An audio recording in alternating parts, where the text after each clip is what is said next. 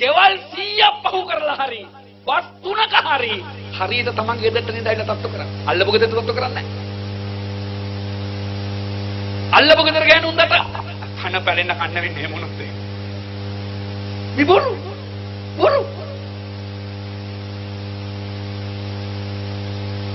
අනේ අපේ මහත්තයාට මතක නැහැ. උදට කුණුහරුප කියන බේබද්දා යන්තම් කාකි සූට් එකක් දැක්කා. බොම කීකරුයි බොරු.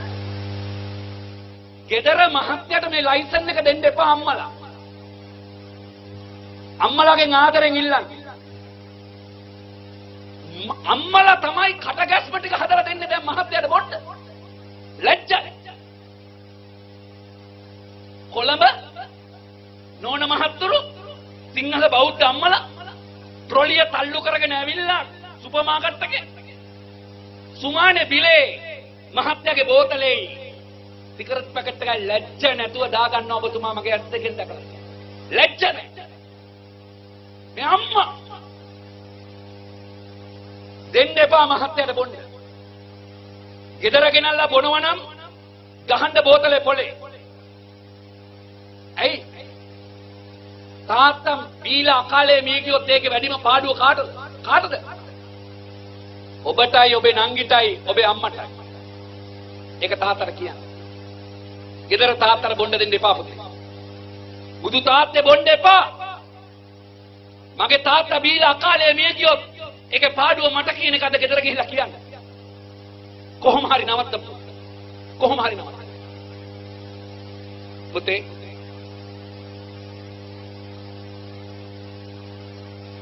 දැන් අපේ හාමුදුරුවන්ගෙන් අමුතු ප්‍රශ්නයක්. අතන ඉන්න පරණ ටකරම පරණ කලිසමක් පැතිකිලි පෝච්චියක් දෙනවා. මේ ගමේ පන්සලේ හාමුදුරුවෝ අපිට කිසි දෙයක් දෙන්නේ නැහැ. හාමුදුරුවෝ කිසි දෙයක් දෙන්නේ නැහැ. අනේ මේ ප්‍රශ්නේ කවදාවත් හාමුදුරුවන්ගෙන් අහන්න එපා. ඇයි? ඒක හරියට මෙන්න මේ වගේ පුතේ. මොන වගේද?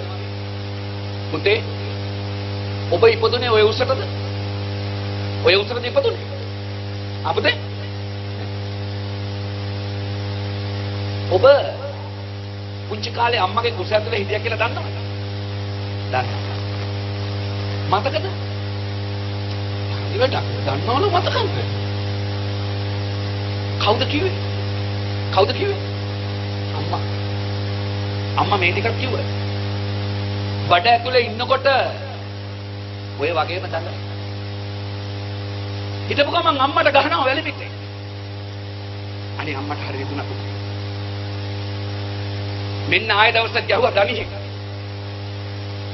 එදා නම් අම්මට ඇම්මක්ද දන්නේ නැහැ කියලා හිතාගෙන අම්මා බඩ අත ගාගෙන වාඩි වුණා. පුතේ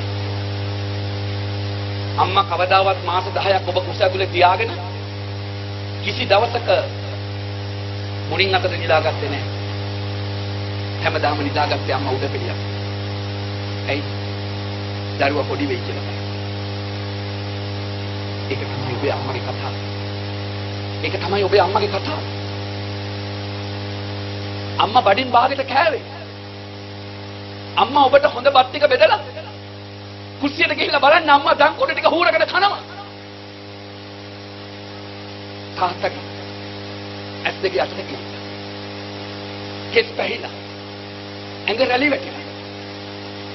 අකලට නෙමෙයි පුතේ. අම්මයි තාත්තයි දෙන්නම පුතුම වෙහෙසක් දැරුවේ ඔබ ලොකු මහත්තයා. ඔබගේ මුළු ශරීරෙම තාත්තයි අම්මයි පුතේ. තාත්තයි අම්මයි. නමුත් මේ දරුවෝ කරදර උස්සුනහම ලොකු මහත් වුනහම වයසට ගියාම අර වයසක අම්මයි තාත්තා ළඟට ගිහිල්ලා අහනවා. මොනවද අම්මයි තාත්තා මට කරලා තියෙන්නේ? මොනවද අම්මයි තාත්තා මට දීලා තියෙන්නේ? අම්මයි තාත්තා මට කිසි දෙයක් දීලා නැහැ.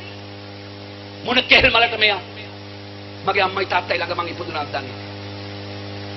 එතකොට අම්මයි තාත්තයි මොකද කරන්නේ? ඇස් දෙකට කඳුළු පුරවගෙන අම්මයි තාත්තයි හදන. කවදාවත් අම්මා තාත්තගෙන් අහන්න එපා. අම්මයි තාත්තයි මට මොනවද කළේ කියලා.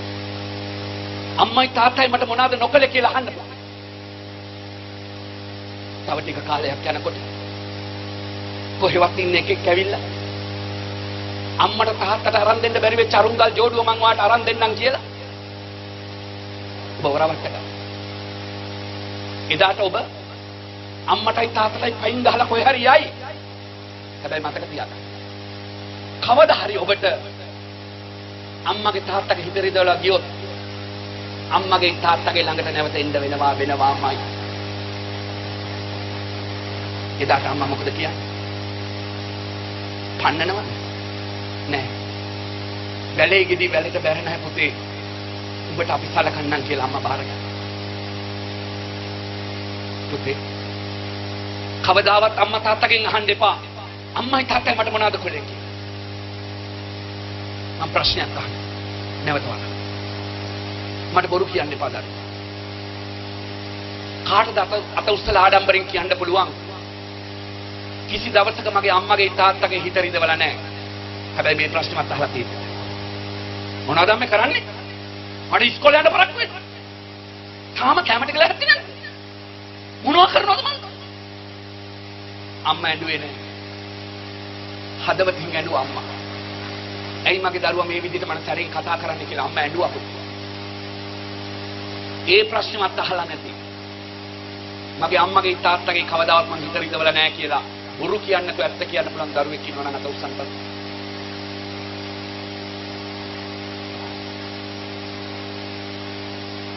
බොහොම හොඳයි. ඇයි? හිත රිදවපු හින්දාද? නෑ මට ඇත්ත කිව්ව. එහෙමනම් මේ ලංකාවේ අම්මා කෙනෙකුට වෙච්ච මේ අසාධාරණ කතාව හොඳින් අහන්න. මේ අම්මා වාසය කළේ ලුණුවත්ත ගමේ. වැඩිමහල්. අම්මගේ වයස අවුරුදු 70යි. අම්මා දරුවෝ 4 දෙනෙක්ගේ අම්මා කෙනෙක්. දරුවෝ 4 දෙනාම ලොකු මහත් කළේ අම්මා. පැදුරු වියලා. ඉන්දියාප්ප ටික තම්බලා. ආප්ප ටික පුච්චලා. මේ අම්මගේ මහත්තයා දරුවෝ පුංචි කාලේදීම මිය ගියා. අම්මා බොහොම අමාරුවෙන් දරුවෝ 4 දෙනා ලොකු මහත් කරා විතරක් නෙමෙයි. දරුවෝ 4 දෙනාම ලොකු මහත් වුණාම විවාහ කළා දීලා ගෙවල් 4ක් හදලා දුන්නා තමන්ගේ මහයිර. අම්මා මහගෙදර. මේ අම්මගේ ලොකු මහත් පුතා හැමදාම කටගොන්න පීගෙන ඇවිල්ලා අම්මට බනිනවා. උඹ මට මහගෙදර ලියලා දීපන් කියලා. ඒ වෙලාවට අම්මා අඬලා කිව්වා. අනේ මගේ රත්තරන් පුතේ.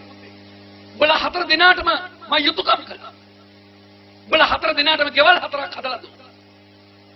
මට මහගෙදර ඉන්න ඉඩ දීපන් කියලා අම්මා අඬලා කිව්වා. ඇහුවේ නැහැ. හැමදාම කටකොන්න බීගෙන ආපු මේ නරුම දරුවා. අම්මා අද හදපු අතින් අම්මගේ කම්බුලට ගහන්න පටන් ගත්තා. මේ ඇඟිලි පහම හිටියේ. අම්මා ඒ වෙලාවට අඬලා කිව්වා. අනේ මගේ රත්තරන් පුතේ. මට ගහන්න එපා. මම උඹලා 4 දෙනාටම යුතුයකම් කළා. මට මැරෙනකම් මගේ මහගෙදර ඉන්න දීපන් කියලා අම්මා ඇඬුවා. එදා පස්වලස්සක දවසක් අම්මා ලුණුවත්ත පන්සලේ සිල් ගන්න ගියා. සිල් ගන්න ගිය අම්මාට ලොකු ඔළුව කැක්කුමක් කරා. අම්මා හිතුවා පුතා ගහපු පාපහරද දන්නේ නැහැ කියලා හිතලා. අම්මා ගෙදර ඇවිල්ලා හාමුදුරුවන්ගෙන් අවසර අරගෙන ගෙදර ඇවිල්ලා ඉස්තෝප්පුවේ තිබිච්ච ලණු ඇඳේ ඉඳ ගන්න ගමන් අම්මා බුලත් පිට කනවා. බුලත් තෙප්පුව අරගෙන බුලත් පිටක් කාලා බුලත් තෙප්පුව තිබ්බා ඇඳ යට.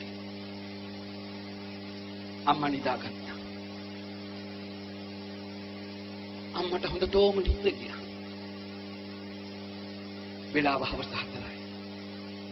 එදත් මේ නරුම දරුවා කටකොන්න බීගෙන ආවා අම්මව හොයාගෙන. එනකොට අම්මා හොඳටම නිදි. ජීවිතේ කවදාවත් දරුවෙක් අම්මට නොකරන පාපතර ක්‍රියාවක් මේ දරුවා අම්මට කළා. නරුමයාගේ ඇස් දෙක ගියේ ඇඳයට තිබිච්ච බුලත් තෙප්පුවට. බුලත් තෙප්පුව හෙමින් ඇදලා ගත්ත මේ නරුමයා. බුලත් තෙප්පුවේ තිබිච්ච මුළු හුණු පැකට්ටුව මතට හලාගෙන. නිින්ද හිටපු අම්මගේ බෙල්ල තද කරගෙන. මුළු හුණු පැකට්ටුව ඉවර වෙනකම්ම අම්මගේ ඇස් දෙකේ ගෑවා. අම්මා කෑ ගැහුවා. අනේ රත්තරන් පුතේ මාව අතෑරපන් කියලා. උඹ මට ගෙදර දීලා දෙනකන් මම උඹට වද දෙනවා කියලා. තව තවත් හුණු පැකට්ටුව ඉවර වෙනකම්ම අම්මගේ ඇස් දෙකේම ගෑවා. අම්මගේ කෑ ගැහිල්ල හිලා වටපිටාවේ මිනිස්සු අම්මව මේ නරුම දරුවගෙන් බේරගෙන බදුල්ල ඉස්පිරිතාලට ඇතුළත් කරා. බදුල්ල ඉස්පිරිතාලේ දොස්තර මහත්තුරු අම්මව පරීක්ෂා කළා කියනවා. අම්මගේ ඇස් දෙක කවදාවත් සනීප කරන්න බෑ. පිටර ගෙඩි දෙකක් වගේ අම්මගේ ඇස් දෙක ගුණ වලට තැම්බිලා ගියා. මේක ආපු අම්මා ඇඬුවා. අනේ බුදු මහත්තයෝ මං කොහොමද ඊට පස්සේ බණපදයක් කියවගන්නේ? මං කොහොමද බුදු මහත්තයෝ ඊට පස්සේ පන්සලට යන්නේ කියලා අම්මා ඇඬුවා. අම්මගේ ඇස් දෙක බැන්ඩේජ් කරලා බදුල්ල පොලිසිය මහත්තුරු ආව අම්මගෙන් කට උත්තරයක් ගන්න. අම්මේ අපි බදුල්ල පොලිසිය අම්මට මේ අපරාධය කරපු ඒ නරුම පුතාව අත්අඩංගුවට ගන්නයි කට උත්තරයක් ගන්නයි අපි ආවේ. අම්මා මොකද කිව්වේ කියලා දන්නවද? අම්මා මොකද කිව්වේ කියලා දන්නවද? අම්මා කෑ ගහලා ඇඬුවා. බුදු මහත්තයෝ මගේ රත්තරන් පුතාට විතරක් අහිතක් කරන්න එපා කියලා. තමන්ගේ ඇස් දෙක අමුවේ අන්ධ කරපු ඒ නරුම දරුවා වෙනුවෙන් අම්මා කතා කළේ එහෙමයි. ඒක තමයි මේ හැම අම්මා කෙනෙක්ගේම කතාව. ඒක තමයි මේ හැම තාත්තා කෙනෙක්ගේම කතාව. කවදාවත් අම්මා තාත්තගෙන් අහන්න එපා. අම්මයි තාත්තයි මට මොනවද කළේ කියලා. අම්මයි තාත්තයි මට මොනවද නොකළේ කියලා අහන්න බෑ. කවදාවත් අහන්න එපා. එහෙමනම් අද මේ හොඳ දවසේ මෙතෙක් කාලයක් අම්මට තාත්තට කරපු වැරදි වලට සුළු මොහොතක් වූ සමාව ගන්නටයි මේ සූදානම්. සියලුම දෙනා තමන්ගේ අම්මවයි තාත්තවයි සිහිපත් කරලා සියලු දෙනාම හොඳින් ඇස් දෙක පියාගන්න. සියලු දෙනා නිශ්ශබ්දව තමන්ගේ අම්මගේ තාත්තගේ රූපය සිහිපත් කරගන්න. මගේ රත්තරන් අම්මේ, මගේ රත්තරන් තාත්තේ, මගේ තාත්තයි අම්මයි මට මොනතරම් ආදරේද කියලා මං අද දැනගත්තා. මගේ අම්මයි තාත්තයි බඩෙන් බාගෙට කාලා නේද මට කන්න දුන්නේ.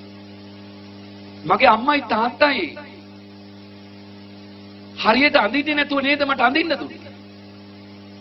අනේ මගේ රත්තරන් තාත්තේ, මගේ රත්තරන් අම්මේ මට සමා වෙන්න.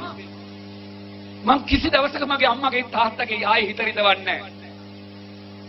මගේ අම්මයි තාත්තයි මට සමාව දෙනව නේද? කියන්න අම්මේ. මගේ තාත්තයි අම්මයි කවදාවත් මට ආය මං අම්මගේ තාත්තගේ හිත රිදවන්නේ නැහැ අම්මේ. මං සමාව ගන්න දෙන්න අම්මේ මට. අම්මයි අම්මේ මට මෙච්චර ආදරේ. මගේ රත්තරන් අම්මේ මට සමාව වෙන්න. කවදාවත් මං අම්මගේ හිත රිදවන්නේ. සියලු දෙනා අම්මට වදින ගාථාව හයියෙන් සජ්ජායනය කර. දස මාසේ උරේ කත්වා පෝසේසි උද්දි කාරණං ආයුතිකං වස්ස සතං මාතු පාදං නමාමහං. දස මාසයක් දුක් විඳමා වැදු අම්මේ ලේකිරි කරපුවා මා දැඩි කළ අම්මේ නිවසේ පුතුන් යයි බුදු හිමි දෙසූ අම්මේ ඔබේ පායුග වඳිමි මම ආදර අම්මේ මගේ තාත්තේ මට සමාවෙන්න තාත්තා ගෙදර බුදුවරු කවදාවත් නරක වැඩ කරන්නේ නැහැ තාත්තේ තාත්තගේ පුංචි වැරද්දකට හරි තියෙන තාත්තා ටිකක් බොනවා අද ඉස්කෝලේදී තමන්ගේ තාත්තා බොන්නේ නැති දරුවා අත උස්සන්න කිව්වහම මට අත උස්සන්න බැරි වුණා තාත්තේ තාත්තගේ පුංචි වැරද්දක් නිසා ඒක මට වුණේ තාත්තේ ආයෙ කවදාවත් බොන්න එපා තාත්තේ තාත්තා බීලා ගෙදර එනකොට මට බයයි මගේ රත්තරන් තාත්තා බොන්නේ නෑ නේද බුදුවරු කවදාවත් නරක වැඩ කරන්නේ නෑ තාත්තේ අනේ තාත්තේ ආයෙ බොන්න එපා තාත්තේ තාත්තට වඳින ගාතාව සිළු දෙනා සත්‍යණය කර උද්දිකාරෝ ආලිංගිත්වා තුම්බිත්වා පිය පුත්තකං රාජමජ්ජං සුපතිත්නං පිතු පාදං නමාමහං නැති බැරි කමක් මට නොදැනෙන නියාවෙනි දුක් කරදර මැදින් මා හැදු දයාවෙනි හොඳ දරුවෙකු වෙන්න මට දුන් ඔආමිනි ඔබේ පායුග වඳිමි ආදර පියාණෙනි මගේ තාත්තටයි අම්මටයි දරුවන් සරණයි හොඳයි අද හවස ගෙදර ගිහිල්ලා සුමාන 3යි මට ඕනේ හවස ගෙදර ගිහිල්ලා අම්මටයි තාත්තටයි මේ ගාථා දෙක සජ්ජායනය කළා වඳින්න පුළුවන් නම් ඔබගේ මතක ශක්තිය 150කින් වැඩි වෙනවා ඒකාන්තයි අම්මා තාත්තගෙන් කවදාවත් අහන්න එපා අම්මයි තාත්තා අපිට මොනවද කළේ ඒ වගේ තමයි කවදාවත් මේ කහසිවුරෙන් අහන්න එපා අපිට මොනවද කරලා තියෙන්නේ මේ රටේ සංස්කෘතියක් කියලා දෙයක් ඉතුරුලා තියෙනවා නම් උරුමයක් කියලා දෙයක් ඉතුරුලා තියෙනවා නම් ඒ හැම දෙයක්ම අපිට රැකලා දුන්නේ වෙනස් කවුරුත් නෙමෙයි මේ කහසිවුර මේ කහසිවුර රැකබලා ගැනීම පෝෂණය කිරීම ආරක්ෂා කිරීම අපේ පරම යුතුකම පරම වගකීම හාමුදුරුවෝ අපේ පන්සල අපේ ඒ රැක ගැනීම පෝෂණය කිරීම අපේ පරම යුතුකම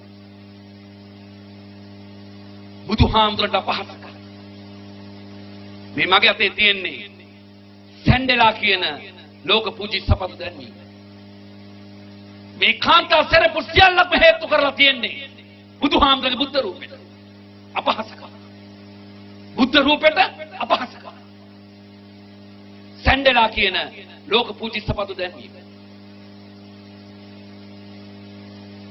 මේ ඇමරිකාවේ මැකිනෝල්ස් පැකට් එක මේ ලංකාවෙත් තියෙන බීෆ් ලොකු හරක් මස් පීස් ඉදිරියේ තැන්පත් කරලා තියෙන්නේ බුදුහාමුදුරගේ බුද්ධ රූපය හරක් මස් පීස් ඉදිරියේ තැන්පත් කරලා තියෙන්නේ බුදුහාමුදුරගේ බුද්ධ රූපය අපහාස කළා බුද්ධ රූපෙට අපහාස කළා මේ මගේ අතේ තියෙන්නේ බුදුහාමුදුරගේ බුද්ධ රූපේ කාන්තාවන්ගේ සරප්පු දෙකට දාලා ඇමරිකාවේ ජර්මනියේ පළවෙනි මේ සංගරාවල් මේ සරප්පු මේ ලංකාවට කාන්තාවන්ගේ සරප්පු බුදුහාමුදුර මේ මගේ අතේ තියෙන්නේ බුදුහාමුදුර අපහාස කරන ටයිකෝට් අන්දලා අපහාස කරනවා ටයිකෝට් අන්දලා මේ මගේ අතේ තියෙන්නේ බුදුහාමුදුරගේ බුද්ධ රූපේ කැලිෆෝනියාවේ හෝටල් වල කාන්තාවන්ගේ අපහසයට ලක් වෙලා. කාන්තාවන් අපහසයට ලක්. බුදුහාමුදුරන්ගේ බුද්ධ රූපය අපේ හාම. අපහසයි. අපහසයි. මේ මගේ අතේ තියෙන්නේ බුදුහාමුදුරන්ගේ බුද්ධ රූපේ. මේකට නම් අපේ ඇත්තෝ ටිකක් කෑ ගැහුවා. හොලිවුඩ් බුද්ධා. බුදුහාමුදුරගේ ඔළුවට තමයි. බුදුහාමුදුරන්ගේ ශරීරයට තමයි. මේ නරුමය. මේ නළුව නැගලා ඉන්නේ බුදුහාමුදුරගේ ඔළුවට. දැන් ඔහු කියනවා මම දැනගෙන හිටියේ නෑ බෞද්ධයන්ට මෙච්චර සිත්‍ර දීමක් ඇති වෙයි. එයා කොතම වය දන්නේ නෑ. එයා අන්‍ය ආගමික. ඔහුට තිබුණා බුදුහාමුදුරගේ ඔළුවට නගින්න නැතුව අවශ්‍ය නම් ඒගොල්ලන්ගේ ශාස්ත්‍රීය මහන්සොල්ට ඔබට වේදන දෙයක් පෙන්ටයි මම මේ උත්සාහ කරන්නේ. dog and cat buddha. බල්ලා බුදුහාමුදුරෝ බල්ලා බුදුහාමුදුරෝ. බල්ලාගේ පූසගේ ඔලු ගෙඩි දෙක තමයි බුදුහාමුදුරන්ගේ ශරීරයට හයි කළා. මේ පිළිම අද විදේශීය වෙළඳ පොලේ විකුණන. බල්ලා බුදුහාමුදුරෝ බල්ලා බුදුහාමුදුරෝ. අපහසු.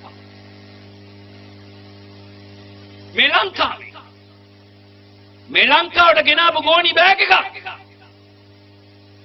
මොකද්ද ගෝණි බෑග් එකේ තියෙන බුදුහාමුදුරුවෝ? දැන් ගෝණි බෑග් එකේ මොනවද දාගෙන යන්නේ? අරක්කු ටික මස් ටික මාළු ටික දාගෙන ගිහලා ගෝණි බෑග් එක වීසි කර. අපහසු. මේ මගේ අතේ තියෙන්නේ මේ ලංකාවට ගෙනාපු මේ කියන කාන්තාව කුරුණෑගල ප්‍රදේශයේ කාන්තාව. මේ කාන්තාව සල්ලි වලට පෙරේත කමේ තමන්ගේ ආගම පාවලා දීලා වෙනත් ආගමකට ගිහිල්ලා මේ මගේ අතේ තිබිච්ච මේ කලිසමත් ඇඳගෙන රත්නපුරේ කුරුණෑගල ප්‍රදේශයේ සැරිසරන්නේ අපේ හාමුදුරුවෝ මැල්සිපිට සුබන හාමුදුරුවෝ මේ කලිසම බාර දීලා කාන්තාව සමග කාන්තාවට නිසි දඬුවම් ලබා අපහසු. මේ මගේ අතේ තියෙන්නේ ඔය කියන කණ්ඩායම් මේ ලංකාවට ගෙනාපු තවත් කාන්ත ඇඳුමක්. බලන්න මේ කාන්ත ඇඳුමේ කුමක්ද තියෙන්නේ කියලා. බුදුහාමුදුරගේ ශීර්ෂය පොඩි ළමයෙක් ඇඟට දාලා බුදුහාමුදුරගේ ශීර්ෂය ඒ කාන්ත ඇඳුමේ නිර්මාණය කරා. මේ මගේ අතේ තියෙන්නේ ඔය කියන කණ්ඩායම් ගාල්ල ප්‍රදේශයේ සුනාමියට ගෙනාවු ටී-ෂර්ට් එක. හොඳින් බලන්න මේ ටී-ෂර්ට් එක කුමක්ද තියෙන්නේ කියලා. බුදුහාමුදුරගේ ශීර්ෂය පොඩි ළමයෙක් ඇඟට දාලා ෆුට්බෝලයක් තමයි බුදුහාමුදුරන්ට දීලා තියෙන්නේ. අපහසු. බුදුහාමුදුරන්ට අපහසු. මේ මගේ අතේ තියෙන්නේ ඔය කියන කණ්ඩායම් මේ ලංකාවට ගෙනාපු තවත් කාන්ත ඇඳුමක්. බලන්න ඔබේ දැස් වලින් මේ කාන්ත ඇඳුමේ බැලු බැලමට පේන්නේ මෝස්තර සහිත කාන්ත ඇඳුමක් වගේ. හැබැයි ඔබේ දැස් වලින් බලන්න මේ කාන්ත ඇඳුමේ ඔළුවෙන් හිටවලා තියෙන කමක්. බුදුහාමුදුරගේ ශීර්ෂය කාන්තාවගේ ඇඳුමේ ඔළුවෙන් හිටවලා අපහසු. මේ මගේ අතේ තියෙන්නේ බුදුහාමුදුරගේ බුද්ධ රූපේ කාන්තාවකගේ සාරිය. හොඳින් බලන්න ඔබේ දැස් වලින් කුමක්ද මේ තියෙන්නේ කියලා ඔබේ දැස් වලින් බලන්න. කාන්තාවන්ගේ සාරියට දාන අපහසු. පවුඩර් පෙට්ටිය. මේකේ තියෙන්නේ කොහොම සුවඳ පවුඩර්. මොකක්ද? බුදුහාමුදුරුවෝ බුද්ධ රූපේ තමයි ඔළුව ගලවලා පවුඩර් ගන්න. අපහසුකම්. මගේ බෞද්ධ අම්මලා ගෙවල් වල මේ ඉටිපන්දම් පත්තු කරා. මොකද ඉටිපන්දමේ තියෙන්නේ? බුදුහාම. දැන් ඉටිපන්දම දැල් වෙනකොට බුදුහාම කුමක් සිදුවන්නේ? පිච්චිලා, දිය වෙලා, අළු වෙලා යනවා. බුදුහාමුදුර දිය කරනකොට, බුදුහාමුදුර පුච්චනකොට මට වේදනාවක් නැද්ද? රුපියල් 1000ට පෙරේත කමේ මගේ බෞද්ධ අම්මලා ගෙවල් වල මේ ඉටිපන්දම් පත්තු කරා. මේ ලංකාව. මේ බුද්ධ රූපය අවුරුදු ගාණක් මගේ අතේ තියලා දැන් කැඩී බිඳී ගිහිලා තියෙන්නේ. බුද්ධ රූපය විශාල කරපු ඡායා රූපයක් තමයි මේ මගේ අතේ තියෙන්නේ. මේක බුද්ධ රූපයක් නෙමෙයි. බුද්ධ රූපයක් හැටියට හදපු බිස්කට් එකක්. මේක ඔළුවේ ඉඳලා කන්න දෙනවා පදවිය දරුවන්. මගේ දරුවෝ